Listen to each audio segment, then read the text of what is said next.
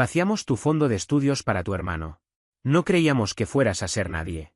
Esas fueron las palabras de felicitación en mis 17 años. Construí todo sin su ayuda. Hoy, hundidos en sus propios errores, no piden, exigen mi dinero. Me llamo Ethan, tengo 21 años y soy hombre. Todo empezó la noche exacta en que cumplí 17. La cena fue incómoda desde el primer minuto. Nadie hablaba. Mis padres se lanzaban miradas constantes, como si estuvieran decidiendo quién iba a ser el que soltara la bomba. La comida estaba quemada por fuera y fría por dentro, una metáfora bastante acertada de lo que estaba por venir. Karen, mi madre, llevaba semanas rara, susurrando con Thomas, mi padre, en la cocina, callándose cada vez que yo entraba. Pensé que tal vez estaban planeando algo bueno. Quizás, por fin, el curso de soldadura que llevaba meses pidiendo. Me equivoqué. Después de levantar los platos, mi padre carraspeó y dijo que necesitaban hablar conmigo. Me pidió que me sentara en la sala. Noté de inmediato que mi hermano mayor, Ryan, no estaba. Según mi madre, tenía otros planes. Me senté en el sofá. Thomas ocupó su sillón reclinable y Karen se sentó a su lado, arrancándose la piel de las uñas. Ninguno me miraba a los ojos. Karen empezó diciendo que tenían que ser honestos conmigo.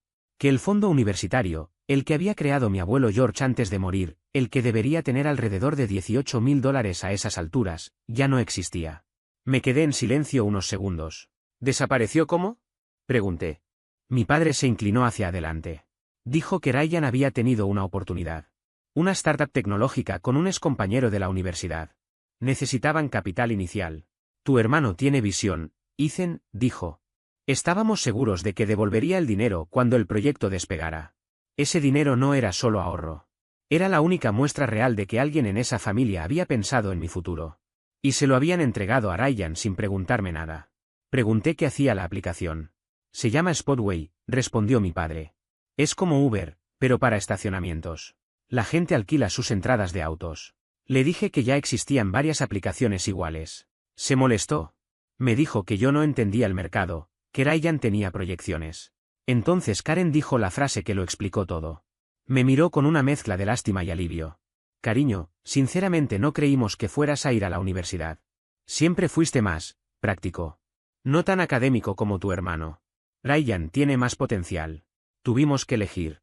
Ahí se confirmó todo lo que había sospechado durante 17 años. Ryan siempre fue el favorito. Trofeos del equipo de debate, aceptación en escuelas de negocios. Chocó 2 autos antes de cumplir 21 y nunca pasó nada. Siempre debía dinero, pero siempre tenía el teléfono más nuevo. Yo era el plan alternativo. El que pasaba los fines de semana ayudando a mi abuelo George a restaurar su camarón mientras Ryan iba a campamentos de liderazgo. El que recibía una computadora usada en Navidad mientras Ryan estrenaba una nueva. No grité.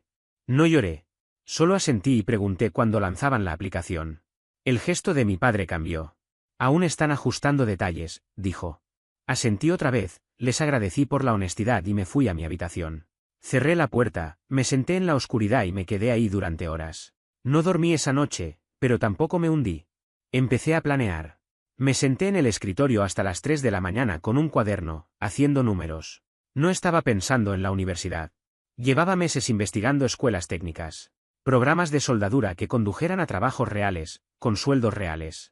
El curso costaba unos $8,000. Herramientas y equipo, al menos 2,000 más. Exámenes de certificación, algunos cientos adicionales. Yo tenía ahorrados unos $450. Necesitaba alrededor de 10,000 en año y medio, mientras terminaba la secundaria y seguía viviendo con personas que acababan de decirme que no valía la inversión. A la mañana siguiente entré al taller mecánico de Franco Jan Beck, a 3 cuadras de casa. Veterano de guerra, más de 60 años, manos marcadas por el aceite y cero paciencia para excusas. A los 15 me había dejado observar cómo enderezaba el chasis de una camioneta, explicándome cada paso. Eso nunca se me olvidó. Lo encontré limpiando un guardabarros y le dije que necesitaba trabajo. Medio tiempo, fines de semana, lo que fuera. Barrer, limpiar baños, lo que hiciera falta. Me miró de arriba abajo, notó mis ojeras. ¿Por qué un chico de tu edad está tan desesperado un sábado por la mañana? Mi familia apostó mi futuro a otra persona, le dije. Ahora tengo que construir el mío. Se quedó mirándome unos segundos y asintió. $7 la hora. Si arruinas algo, te quedas hasta arreglarlo. Sin quejas. ¿Cuándo empiezo? Ahora. Las escobas están atrás. Los primeros meses fueron brutales. 25 horas semanales en el taller, además de la escuela. Llegaba a casa a las 9 de la noche oliendo a grasa. Tareas hasta que los ojos me ardían. Dormía 4 horas. Repetía. Aprendí a comer de pie para estudiar en los descansos. Mis notas bajaron de B a C. No por falta de capacidad, sino por agotamiento. Mis padres lo notaron. Karen comentaba que me veía cansado. Decía que quizás debería concentrarme en los estudios en vez de jugar a ser mecánico. Thomas asentía y volvía a hablar de Spotway y de lo cerca que estaba el lanzamiento. Dejé de comer con ellos. Compré mis propios alimentos y los guardé en mi cuarto. 3 meses después estuve a punto de rendirme. Estaba tan cansado que veía doble en el taller. Frank me encontró sentado en una caja de leche, mirando la pared. Me dio un café y se sentó a mi lado. No habló durante 10 minutos. Luego dijo que el primer año de su taller había dormido allí mismo, que comió frijoles enlatados durante meses. Pero construí algo, dijo. Y nadie puede quitártelo cuando es tuyo. Ese día entendí que no me habían quitado el futuro. Solo me habían obligado a crearlo solo. Terminé mi café, regresé al trabajo y seguí adelante. No renuncié. En ese periodo complicado, Frank fue lo único realmente bueno que tuve. Fue el primer adulto que me trató como alguien con potencial, no como un caso perdido. Cuando mostré interés por el equipo de soldadura en la parte trasera de su taller, no me ignoró ni me mandó a barrer. Empezó enseñándome lo básico, cómo leer correctamente un cordón de soldadura, cómo preparar el metal para que la unión fuera firme, y sobre todo, cómo no prenderte fuego, algo mucho más difícil de lo que parece. Al 4.º mes decidió subirme el sueldo a $9 la hora. Me dijo que era el chico más trabajador que había visto en 20 años y que le recordaba a él mismo cuando tenía mi edad. Con el tiempo me fue dando más responsabilidades, recibir clientes, revisar presupuestos, entender la diferencia entre un vehículo que valía la pena reparar y uno que solo iba a tragarse dinero sin solución. Una noche, mientras cerrábamos el taller, me preguntó por mi familia. Le di la versión resumida, favoritismos evidentes, un hermano que recibía todo y yo, a quien siempre le dijeron que no valía la pena invertirle nada. Se quedó en silencio y luego me contó su historia. Su padre había sido un hombre cruel, que le repetía que terminaría muerto o preso antes de los 30. Para escapar de eso, Frank se enlistó en los Marines a los 18 años. Regresó de Vietnam, y con los beneficios de su servicio, abrió el taller. Su padre murió sin admitir jamás que estaba equivocado, pero aún así Frank construyó una buena vida. Pensé mucho en eso. Alrededor del 5.º mes conocí a Marcus, un soldador certificado de poco más de 30 años que alquilaba un espacio en el taller para trabajos secundarios. Era grande, robusto, siempre con un termo golpeado lleno de café. Tenía una forma clara de explicar cosas técnicas que normalmente parecían imposibles de entender. Me habló de trabajos en oleoductos que pagaban $40 la hora y de soldadura submarina que podía generar ingresos de 6 cifras si tenías las certificaciones y el valor suficiente. Una noche, después de cerrar, me quedé practicando con metal de descarte. Marcus apareció, me observó en silencio y luego me ofreció algunos consejos. Terminamos hablando casi 2 horas sobre construir una carrera real y tener habilidades que la gente realmente necesita. Con el tiempo se convirtió en una especie de hermano mayor. Seguía mi progreso, me daba consejos para los exámenes y me dejaba acompañarlo en trabajos extra. Cuando aprobé mi primer examen de la AWS, me llevó a comer hamburguesas. Entre Frank y Marcus encontré algo que nunca tuve en casa, personas que creían en mí. Mientras tanto, en mi familia, la aplicación revolucionaria de Ryan seguía sin lanzarse. Aún así, siempre necesitaba más dinero. 8 meses después de empezar a trabajar sin parar, llegué a casa y vi el BMW de Ryan en la entrada. Estaba alquilado. Thomas había firmado como aval, pero Ryan actuaba como si lo hubiera conseguido por mérito propio. Había vuelto de la universidad por las vacaciones de primavera, lo que casi siempre significaba que necesitaba algo.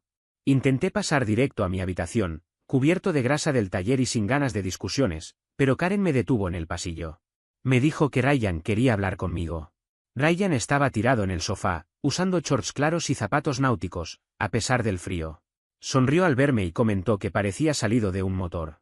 Luego fue directo al punto, la aplicación tenía gastos inesperados y necesitaban otros $15.000. Dijo que mis padres ya no podían ayudar, pero que sabían que yo estaba ahorrando para estudios técnicos. Le dije que no. Intentó venderlo como una inversión, prometiendo devolverme el triple. Cuando me negué de nuevo, se molestó y empezó a reprocharme que yo solo jugaba a ser mecánico mientras él intentaba construir algo grande. Me levanté y le dije que consiguiera el dinero de inversionistas, tarjetas de crédito o del fondo de jubilación que ya habían vaciado. Subí a mi habitación y cerré la puerta. Esa noche escuché discusiones abajo. Me puse audífonos y seguí estudiando. Ryan volvió a la universidad sin despedirse. Una semana después recibí una llamada de mi cooperativa de crédito. Alguien había intentado acceder a mi cuenta usando mi número de seguridad social. El intento fue bloqueado porque no supieron responder la pregunta de seguridad, el nombre de mi primer pez, Comet, que murió cuando yo tenía 7 años. Ryan estaba presente cuando abrí esa cuenta. Presenté un reporte. Me explicaron que, sin pruebas concretas, no podían hacer mucho. Aún así, cambié todas mis contraseñas, activé la verificación en 2 pasos, moví mi dinero a otro banco, cambié las preguntas de seguridad y congelé mi crédito. Desde entonces dejé de hablar con Ryan. Cuando me escribió por Pascua, no respondí. Cuando Karen preguntó por qué lo ignoraba, le dije que simplemente no tenía nada que decirle. Los siguientes 6 meses pusieron todo a prueba. Cumplí 18 en abril y me inscribí en el programa nocturno de soldadura del Instituto Comunitario. Pagué $8.200 con un cheque de caja de mis ahorros. Ver ese dinero salir dolió, pero era mío. Frank me dio un aumento cuando le conté que empezaba el programa. Marcus me vendió su casco viejo por $50 y me regaló guantes y varillas. Mi rutina se volvió inhumana. Clases de 7 de la mañana a 2:30. Trabajo en el taller de 3:30 a 8. Soldadura de 8:30 a 11. Llegaba a casa cerca de la medianoche. Dormía 4 horas si tenía suerte. Dejé de ir por completo a las cenas familiares. Dejé de responder los mensajes cargados de culpa de Karen. Dejé de fingir. Mis padres empezaron a notarlo poco a poco, no de golpe, sino como se notan las grietas en una pared, primero algo sutil, luego imposible de ignorar. Yo hablaba menos, pasaba más tiempo fuera de casa y, cuando estaba presente, ya no fingía entusiasmo ni asentía en silencio. Esa tensión terminó explotando una noche cualquiera, cerca de las 11:30. Thomas me acorraló en la cocina mientras yo preparaba un sándwich de mantequilla de maní. Estaba exhausto, con la espalda rígida y los ojos ardiendo de cansancio. Había sido un día largo, y lo único que quería era comer algo rápido y dormir. Él se apoyó en la pared, cruzó los brazos y adoptó ese tono que conocía desde niño, el tono de sermón, de autoridad incuestionable, de quien cree tener siempre la razón. Últimamente has sido muy irrespetuoso, dijo. Estás destrozando a esta familia. Después de todo lo que hemos hecho por ti, ni siquiera eres capaz de mostrar un poco de gratitud. El zumbido del refrigerador llenó el silencio por un segundo. Dejé el cuchillo sobre la mesada con cuidado y lo miré de frente, sin levantar la voz. ¿Exactamente qué es lo que han hecho por mí? No esperaba esa pregunta. Se quedó inmóvil un instante, buscando una respuesta que siempre había dado por sentada. Te hemos dado un techo, comida, ropa, enumeró al fin. Eso es lo mínimo, lo interrumpí. Es lo que se supone que hacen los padres. No es algo por lo que se deba pedir agradecimiento eterno. Su rostro se enrojeció de inmediato. Podía ver cómo se tensaba la mandíbula. No me hables así. Yo trabajo más de 50 horas a la semana desde que tenía 17 años. Todo lo que tengo me lo gané con esfuerzo. Tomé el sándwich ya armado.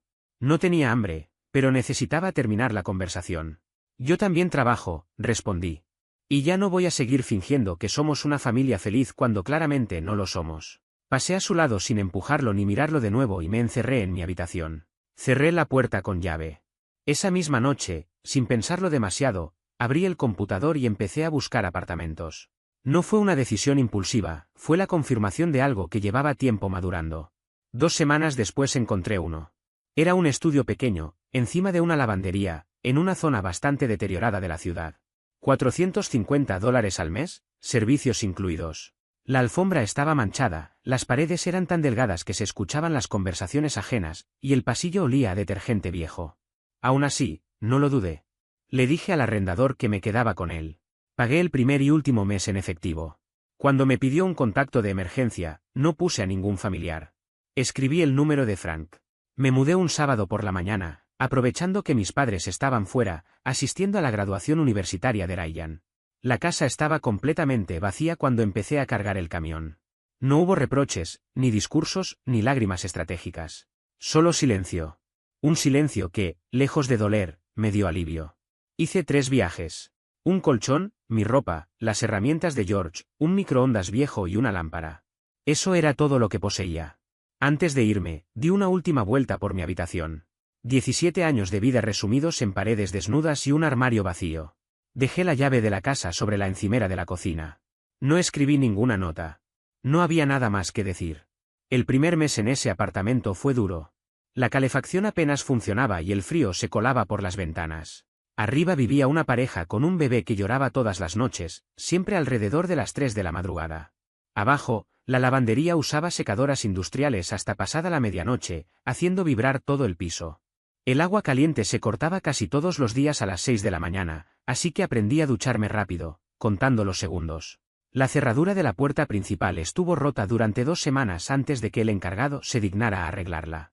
Dormía con un bate al lado de la cama, por si acaso. Compré un ventilador para usarlo como ruido blanco y no escuchar el llanto ni las máquinas. Colgué mantas gruesas en las ventanas para bloquear la luz constante de la calle. Encontré un futón usado por $40 y lo subí solo por 3 pisos de escaleras, descansando en cada rellano. Cada noche volvía agotado, comía algo barato, estudiaba 1 hora y me dormía con el sonido constante de las secadoras. Y cada mañana despertaba sabiendo que no le debía nada a nadie. Karen llamó la noche en que me mudé. Su voz temblaba, mezcla de rabia y orgullo herido. Dijo que estaba exagerando, que iba a regresar arrepentido cuando entendiera lo difícil que era el mundo real. Le respondí, sin levantar la voz, que llevaba 2 años viviendo en él. Luego colgué. Los 2 años siguientes fueron una mezcla constante de avance y cansancio. Terminé mi programa de soldadura con calificaciones sobresalientes. Aprobé la certificación estructural AWS de 1.1 en el primer intento. Después vino la certificación 6G para tuberías y, más tarde, TIG para trabajos aeroespaciales. Cada examen aprobado era una herramienta más en mi arsenal, una puerta que se abría. La prueba 6G casi me derrota. Es la posición más difícil en soldadura de tuberías, trabajas sobre tu cabeza, de costado y boca abajo, todo en una sola pasada continua. El sudor me caía en los ojos y los brazos me ardían. El inspector me observó sin decir una palabra. Cuando finalmente firmó el papel, me senté 10 minutos dentro del camión sin moverme, respirando hondo. Marcus me puso en contacto con un capataz llamado James, que estaba armando un equipo para la ampliación de un hospital. James era directo, sin adornos, solo le importaba si podías hacer un cordón limpio bajo presión. Me hizo una prueba en una placa metálica y me contrató en el acto. $24 la hora para empezar. Sentí que había ganado la lotería. Ese fin de semana volví al taller de Frank para avisarle que me iba. Pensé que se molestaría. En lugar de eso, me estrechó la mano y me dijo que regresara cuando estuviera listo para comprar el lugar. Me reí. Él no. El trabajo era brutal. Subir andamios bajo calor extremo. Soldar en invierno con los dedos tan entumecidos que apenas podía sostener la antorcha. Turnos de 12 horas que dejaban los músculos al límite. Pero se me daba bien. Llegaba antes que los demás y me iba después. Mientras otros faltaban los lunes, yo estaba ahí. Cuando algunos hacían atajos, yo hacía el trabajo como correspondía. El equipo lo notó. Empezaron a invitarme a comer después de los turnos, a pedirme opinión sobre la preparación de juntas. Uno de los soldadores más antiguos, Luis, me dijo que tenía buenas manos. Para el segundo año, ganaba $33 la hora más horas extra. Me mudé a un departamento de una habitación, con muebles de verdad. Compré un camión más nuevo, pagado al contado. Empecé a invertir en un Rotira porque Marcus decía que eso era lo que hacía la gente inteligente. Un día, James me apartó y me dijo que iba a proponerme como soldador líder para el siguiente proyecto. También empecé a salir con alguien. Emily era enfermera. La conocí cuando fui a urgencias por una quemadura en el antebrazo. Error mío, iba apurado y me descuidé. Ella miró la herida y luego me miró a mí. Esto duele tanto como parece.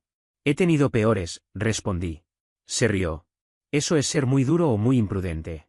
Probablemente ambas cosas. Me limpió la herida, la vendó y me dio instrucciones que probablemente no iba a seguir al pie de la letra. Cuando me estaba yendo, me preguntó si quería tomar un café algún día. Nuestra primera cita fue en un restaurante abierto las 24 horas cerca del hospital. Hablamos durante 3 horas. De su familia, de sus metas, de su vecina que tocaba la batería de madrugada. Yo le conté sobre Frank y Marcus en el taller. Para la tercera cita, ya sabía que yo evitaba un tema grande. Cosas familiares, le dije. Es complicado. Ella asintió sin insistir. Todos cargamos algo. Emily era trabajadora como yo. Se había mantenido durante la escuela de enfermería mientras ayudaba a su hermana menor. Tenía sus propias historias de promesas rotas. No le importaba que mi familia fuera un desastre. Le importaba que yo cumpliera mi palabra. Conoció a Marcus y a Frank antes que a mis padres. Frank dijo que tenía buena energía. Marcus dijo que era una buena elección. Por primera vez en mi vida, todo estaba funcionando. Y fue justo entonces cuando la situación de mi familia empezó a derrumbarse. Spotway. La aplicación revolucionaria de estacionamientos de Ryan colapsó oficialmente. El lanzamiento beta fue un desastre total. La aplicación se caía, los usuarios se quejaban del diseño y de los cobros. Peor aún, alguien descubrió que el modelo de alquiler de espacios tenía problemas legales con las normativas municipales, algo que Ryan nunca investigó. Su socio vio venir el desastre, abandonó el proyecto y se llevó el código propietario, alegando incumplimiento del acuerdo operativo. Los inversores exigieron la devolución del dinero y amenazaron con demandar. Ryan no lo tenía. Tampoco Karen ni Thomas. En total, la aplicación quemó $65.000. La mayor parte salió directamente del bolsillo de mis padres. Lo del fondo universitario no había sido más que el principio de todo. Con el tiempo fui entendiendo que esa no era la única decisión financiera desastrosa que mis padres habían tomado en nombre de mi hermano. Mi padre, Thomas, también había firmado como aval un préstamo de $25.000 para impulsar el proyecto tecnológico de Ryan. En ese momento, todos parecían convencidos de que sería un éxito. Nadie consideró seriamente el riesgo real. Cuando la empresa Spotway se vino abajo, la responsabilidad legal cayó directamente sobre él. Para el banco no existían excusas ni promesas incumplidas. No importaba que el niño prodigio de la familia hubiera asegurado que todo se recuperaría pronto. La deuda era real y exigible. Como si eso no fuera suficiente, mi madre, Karen, había retirado $18.000 de su fondo de jubilación. Ryan lo llamó ajustes necesarios para que el negocio pudiera sobrevivir. Ese dinero se perdió para siempre. A eso se sumaron las penalizaciones fiscales, que se llevaron otra parte importante del monto. No hubo retorno, ni beneficios, ni salvación. Ryan, por su parte, abandonó su MBA con la excusa de concentrarse de lleno en la aplicación. El resultado fue simple y devastador, terminó con un título universitario básico, sin experiencia laboral real y sin un proyecto viable. Todo lo demás eran excusas. Me enteré de la magnitud del desastre durante Acción de Gracias, gracias a mi prima Lauren. Su lado de la familia siempre había sido distinto, más equilibrado, más funcional. Mientras compartíamos la cena, me contó en voz baja que Ryan había tenido que volver a vivir con mis padres. Que las discusiones por dinero eran constantes. Que la palabra bancarrota ya no era una exageración, sino una posibilidad real que se mencionaba en voz alta. Yo la escuchaba mientras comía pavó, asentía de vez en cuando, y no sentía absolutamente nada. Ni satisfacción, ni alivio, ni siquiera tristeza. Solo un vacío extraño, como si hubiera cargado un peso durante años sin darme cuenta, y de repente alguien lo hubiera retirado de mis hombros. Apostaron todo a su hijo favorito. Perdieron. Y esa fue su decisión. No los llamé. No ofrecí ayuda. No pregunté si estaban bien. ¿Por qué habría de hacerlo?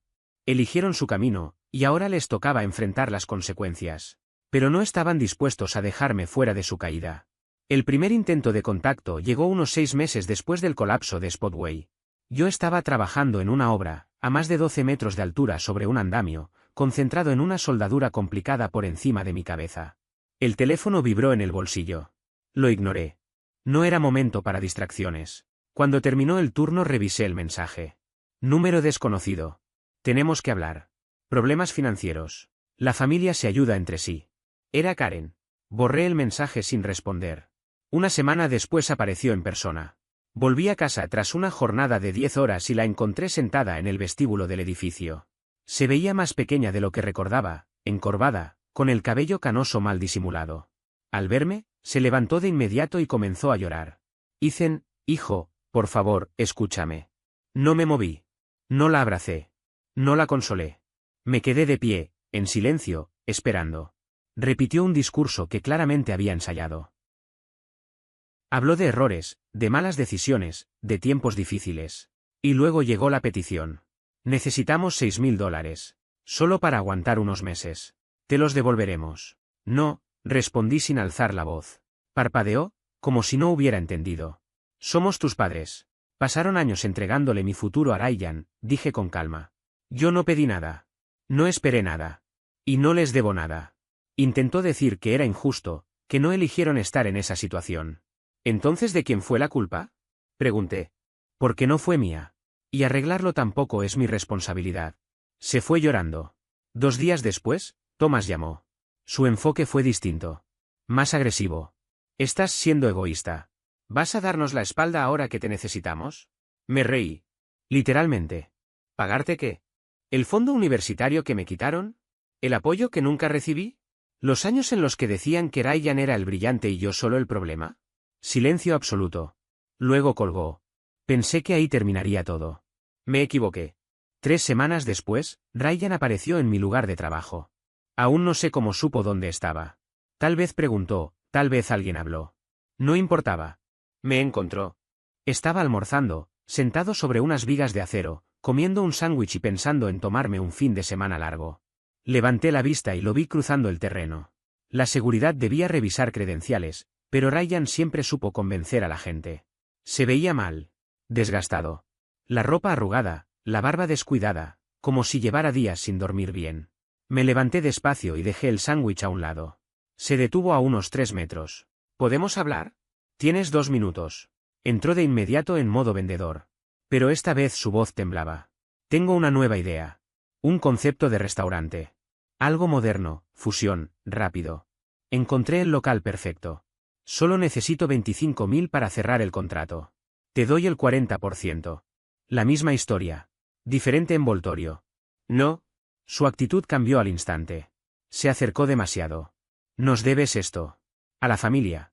Te dimos techo, comida, todo, y tú estás sentado sobre tu dinero mientras nos hundimos. No perdí la calma. Quemaste cada oportunidad que te dieron. Incluida mi herencia. Ahora también quieres lo mío. Eso lo enfureció. Eres el motivo de que papá esté ahogado en deudas. De que mamá tenga que trabajar a los 60. De que el dinero del abuelo George esté atrapado en un proyecto fallido en vez de pagar mi educación. No le gustó escuchar la verdad. Me empujó con fuerza, en medio de la obra, delante de mis compañeros. Delante de James, que había salido del tráiler al oír los gritos. Delante de una docena de hombres que me habían visto trabajar sin descanso durante 2 años y que nunca me habían visto iniciar un problema. Ahí quedó claro para todos quién era quién. Di un paso atrás por puro reflejo, pero logré sostenerme apoyando la espalda contra la pila de vigas metálicas. Durante una fracción de segundo, tan breve que apenas fui consciente de ella, cada instinto en mi cuerpo me gritó que lo tirara al suelo. No era una fantasía. Sabía que podía hacerlo. 2 años de trabajo físico constante habían endurecido mis brazos y mi espalda, y Ryan tenía la complexión frágil de alguien que jamás había cargado nada pesado en su vida. Aún así, me contuve. No levanté el puño. No devolví el empujón. Había visto suficientes peleas en obras y talleres como para saber exactamente cómo terminaban. Siempre igual. Testigos, reportes, despidos inmediatos. A veces esposas, a veces una noche en una celda. Y no estaba dispuesto a permitir que Ryan, que ya me había quitado oportunidades, tranquilidad y estabilidad, también destruyera lo único que estaba construyendo con esfuerzo, mi carrera. Respiré hondo, me aparté un paso y lo dejé pasar. Tropezó ligeramente, torpe, descoordinado. Como si su propio cuerpo no supiera cómo sostener su arrogancia. Antes de que se alejara del todo, le hablé con calma, sin levantar la voz, pero con la firmeza suficiente para que no quedaran dudas. Le dije que, si volvía a acercarse a mí, habría consecuencias. Se quedó allí parado, respirando con fuerza, los puños cerrados, la mandíbula tensa. Por un momento pareció debatirse internamente entre volver a atacarme o retirarse. En ese instante, James comenzó a acercarse desde el otro extremo del sitio y el personal de seguridad avanzaba desde la garita de entrada. Ryan todavía conservaba el suficiente instinto de supervivencia como para entender que, esta vez, no tenía las de ganar. La seguridad lo escoltó fuera del lugar sin mayores incidentes. Yo me quedé observando cómo se alejaba. Ese andar lento, cargado de humillación. El mismo tipo que había pasado su vida entera escuchando que era especial, enfrentándose por primera vez a la realidad de que ya nadie estaba dispuesto a seguir fingiendo. James se detuvo a mi lado mientras lo veíamos desaparecer. «¿Tienes la cabeza bien puesta sobre los hombros?», me dijo. «Avísame si necesitas algo». Asentí, agradecido, pero en el fondo sabía que aquello no había terminado. Esa misma noche, cuando llegué a casa, encendí la luz de la cocina, me senté a la mesa y empecé a escribir. Documenté cada detalle. Cada mirada, cada palabra, cada aparición. Anoté con precisión todo lo ocurrido desde el empujón. Fechas. Horarios. Testigos. Si Ryan quería jugar a desgastarme, yo iba a responder con algo que no podía discutir, pruebas. Lejos de detenerse, su comportamiento empeoró.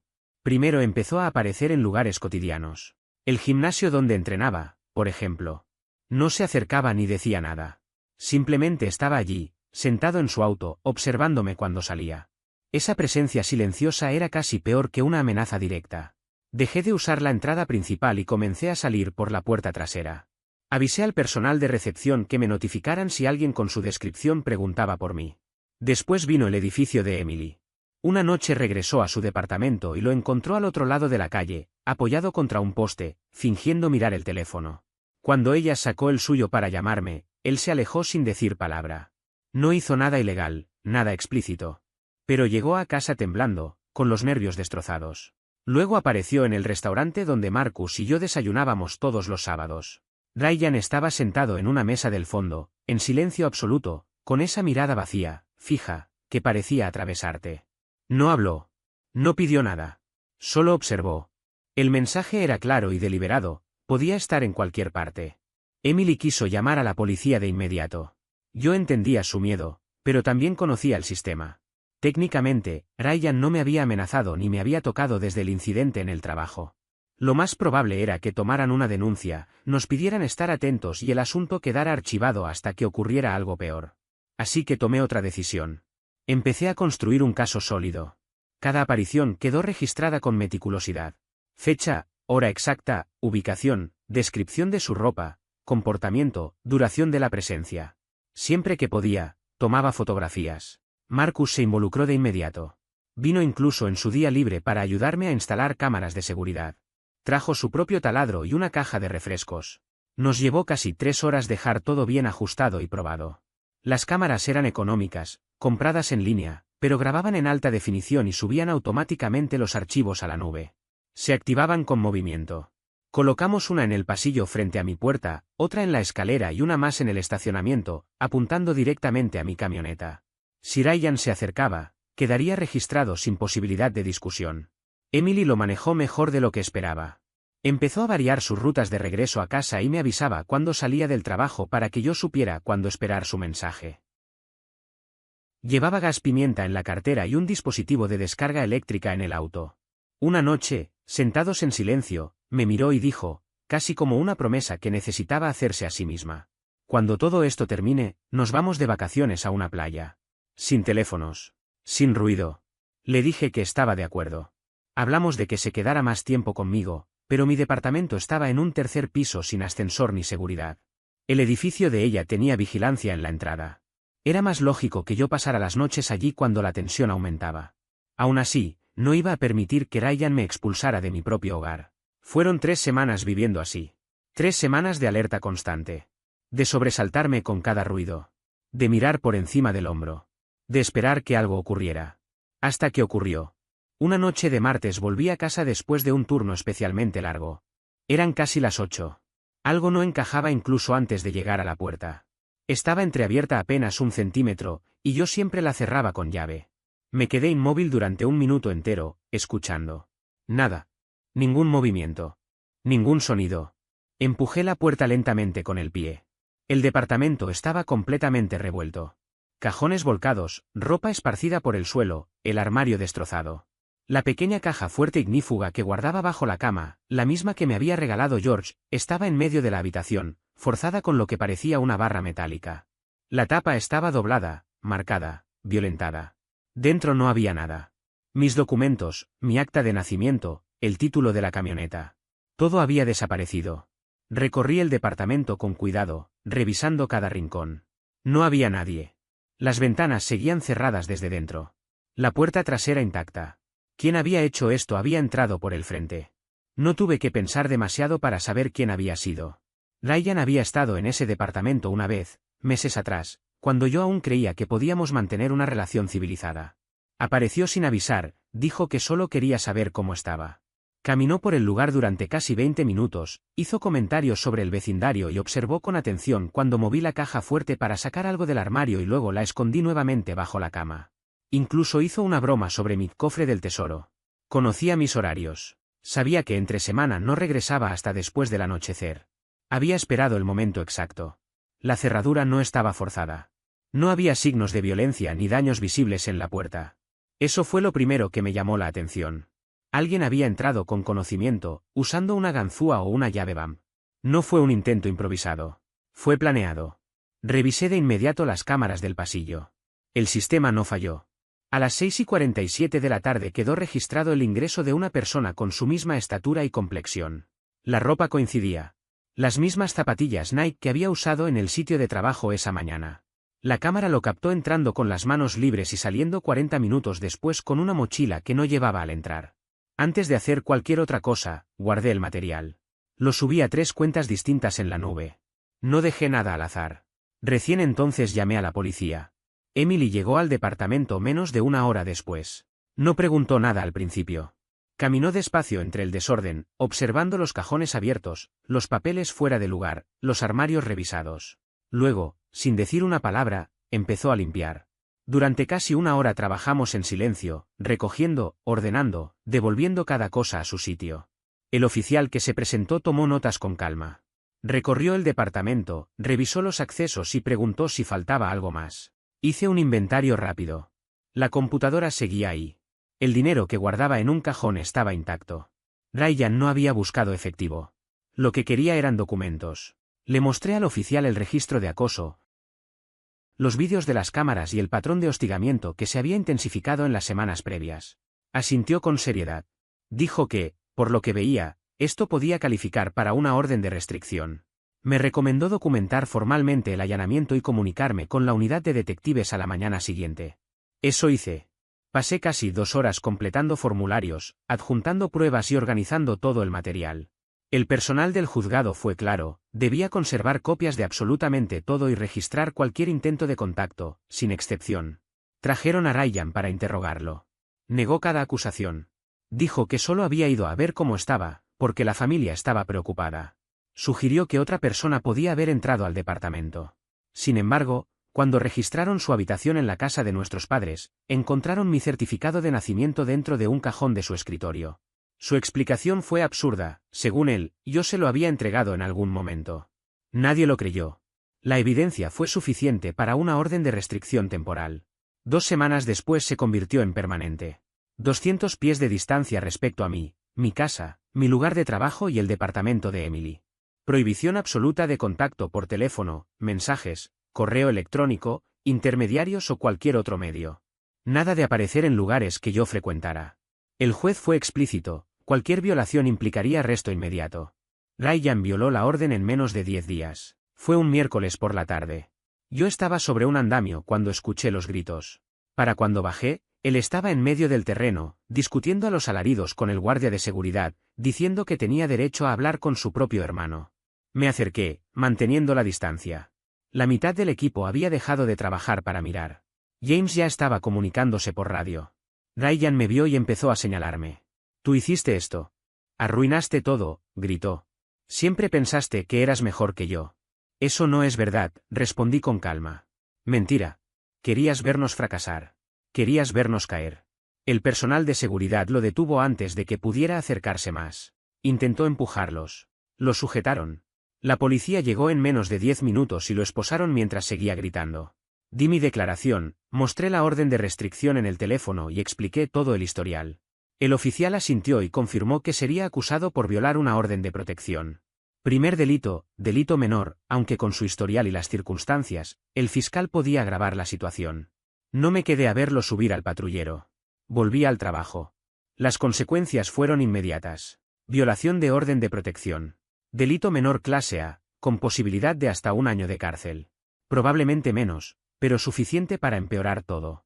Sumado a sus deudas, su desempleo y la demanda civil que uno de los inversores de Spotway había iniciado contra Thomas, la situación financiera de la familia pasó de complicada a insostenible. Ryan recibió 6 meses de libertad condicional y terapia obligatoria. Tuvo que entregar su licencia hasta completar una evaluación. Volvió a vivir en el sótano de nuestros padres. Después del arresto, llegaron los mensajes. Karen, Thomas, incluso una tía con la que no hablaba desde hacía años. Todos decían que había ido demasiado lejos, que debía retirar los cargos, que dejara esto atrás. Bloqueé a todos. Solicité extender la orden de restricción para incluir a Karen y Thomas, ya que estaban actuando como intermediarios. El juez lo aprobó sin dudar. Explicó que el contacto indirecto a través de familiares era una maniobra común que los tribunales no toleraban. Desde entonces, los 3 tenían prohibido acercarse a menos de 200 pies de mí. Mientras tanto, mi vida siguió avanzando. Me ascendieron a soldador principal en un proyecto de gran altura. Marcus y yo empezamos a planear un negocio juntos. Emily y yo firmamos el contrato de un departamento de 2 habitaciones en un vecindario seguro. Meses después, llegó una carta reenviada desde mi antigua dirección. Escrita a mano. Sin remitente. Era de Karen. Decía que lo sentía, que habían cometido errores, que esperaba que algún día pudiera perdonarlos. La leí una sola vez y la destruí. No estaba arrepentida de lo que hicieron. Solo lamentaba que no hubiera funcionado. El mes pasado, Frank me llamó a su oficina después del cierre. Dijo que sus rodillas ya no aguantaban el taller y que su esposa llevaba años pidiéndole que bajara el ritmo. Voy a vender el negocio, me dijo. Luego me miró fijo. Quiero que lo compres tú. Le dije que no podía pagarlo. Sonrió. No te estoy pidiendo el valor de mercado. Te pido lo justo. Dijo que prefería vendérselo a alguien que cuidara el lugar antes que a un inversor que lo desmantelara. Recordó cuando entré con 17 años, sin nada más que determinación y disposición para barrer pisos. 3 semanas revisando números. Marcus analizando cuentas. Emily ayudando con lo legal. Frank transmitiéndome 40 años de experiencia. El cierre es el próximo viernes. Marcus entra como socio. El nombre del negocio se mantiene. Oyanbeck Structural Works. Ayer recogí el nuevo cartel. Fondo azul oscuro, letras blancas. Mi nombre figura debajo como propietario y operador. Lo colgaré este fin de semana. Emily trae café. Marcus lleva donas. Frank dijo que tal vez pase a ver. Mis padres no saben nada. Están bloqueados. La orden sigue vigente. La última vez que supe algo de Ryan, seguía en el sótano, en libertad condicional, buscando su próxima gran oportunidad. Ellos apostaron todo por él y me dejaron sin nada. Hoy tengo las llaves de mi propio taller en el bolsillo.